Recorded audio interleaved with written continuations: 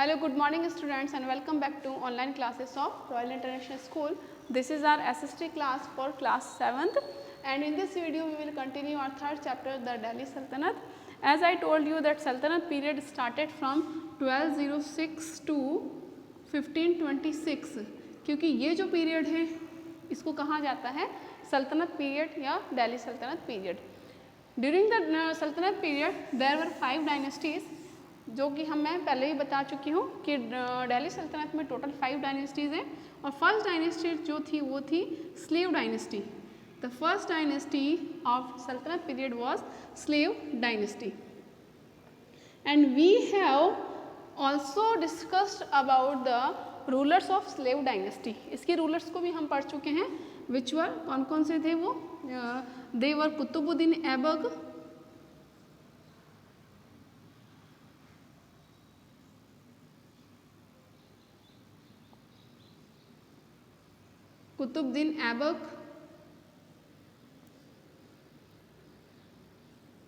Qutbuddin Aibak, and he was founder of slave dynasty.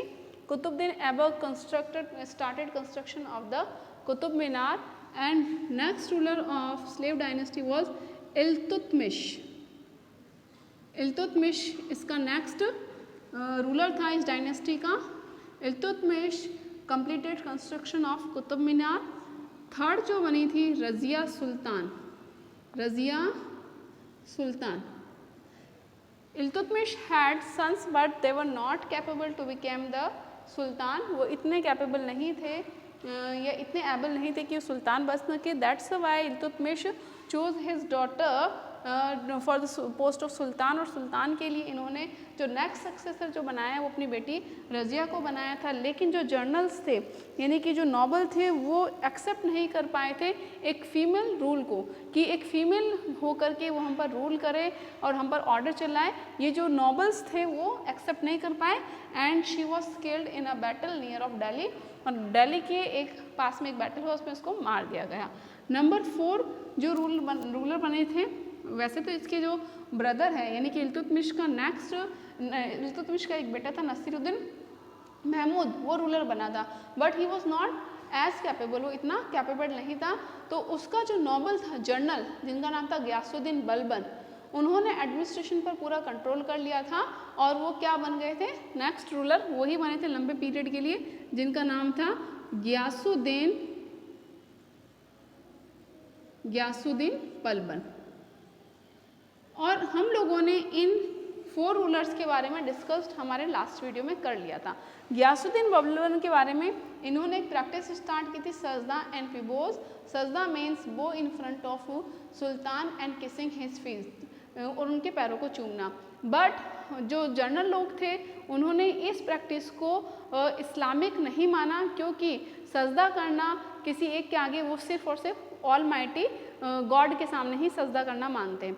Ruler के आगे सजदा करना उनके लिए ये एक नॉन इस्लामिक प्रैक्टिस थी. इन्होंने एक पॉलिसी भी अडॉप्ट करी थी. वो पॉलिसी थी आयरन एंड ब्लड पॉलिसी.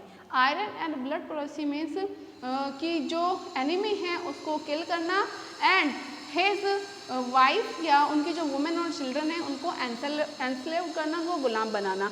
अब जो आज का हमारा टॉपिक है वो है emergence of strong empire. Ghiyasuddin Balban के बाद में है emergence of strong empire. Emergence of strong empire जो बनाया था वो किसने बनाया था? बलबन ने. बलबन के पहले जो सुल्तान थे उनको कुछ प्रॉब्लम फेस हुई थी और नोबल्स जो थे वो भी ओवरथ्रो करना चाहते थे, सुल्तान को हटाना चाहते थे. लेकिन सुल्तान की जो प्रॉब्लम्स थी लाइक जो सप्लाई, इनकम की जो सप्लाई थी उसको लेकर के प्रॉब्लम थी.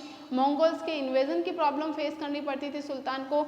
लेकिन गयासुद्दीन बलबन ने उन सारे प्रॉब्लम्स को अच्छे से फेस किया और उन्होंने एक स्ट्रॉन्ग एम्पायर को इमर्ज किया यानी कि एक स्ट्रॉन्ग एम्पायर को इस्टेब्लिश किया.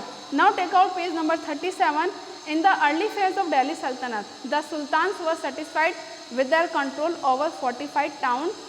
जो सुल्तान थे अर्ली फेज ऑफ सल्तनत पीरियड, दिल्ली सल्तनत का जो अर्ली फेज था अर्ली फेज यानी कि जो बिगनिंग वाला टाइम था, उस टाइम पर जो सुल्तान थे वो सेटिस्फाइड थे, वो संतुष्ट थे अपने टेरिटरी से ही, अपने एरिया से ही, with their control over fortified town, यानी कि जो फोर्टिफाइड टाउन था, ये किलेबंदी घेराबंदी वाले जो टाउन थे उस पर ही कंट्रोल कर लिया था और वो सेटिस्फाइड थे।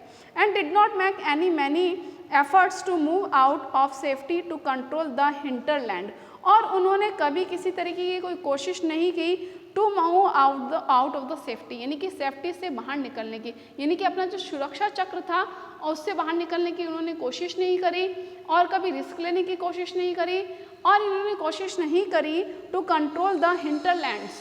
हिंटरलैंड्स का मतलब क्या होता है बेटा? Hinterlands,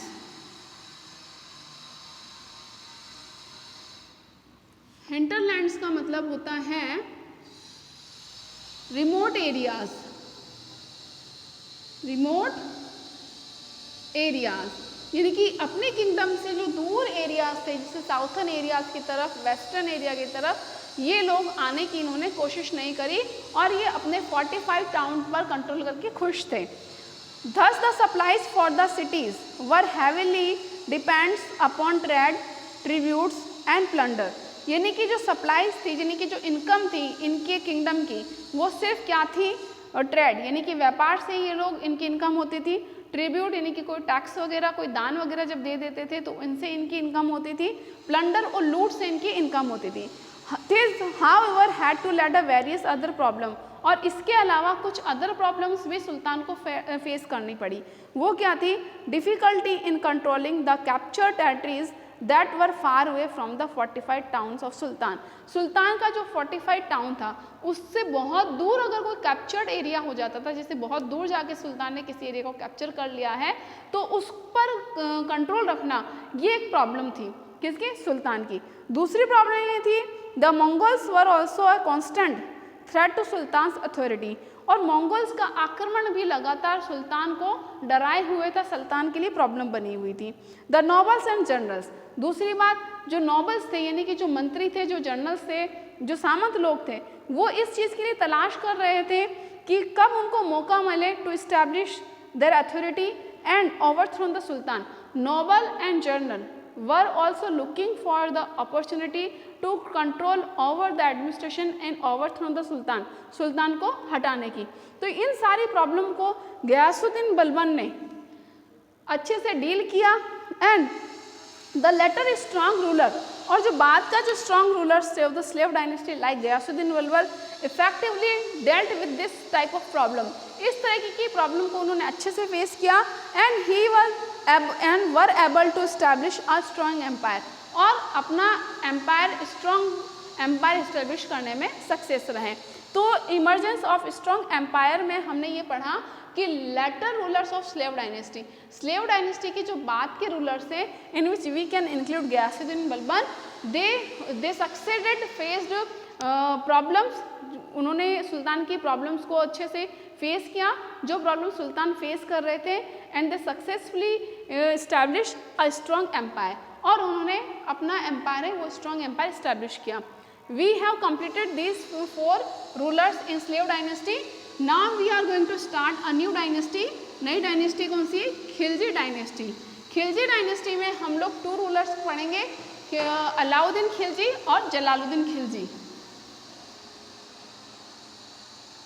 Khilji dynasty, Khilji dynasty was one of the second dynasty of Delhi सल्तनत। यह सल्तनत पीरियड की ये दूसरी डायनेस्टी थी। इसमें हम 2 रूलर्स को पढ़ेंगे। पहला है जलालुद्दीन खिलजी,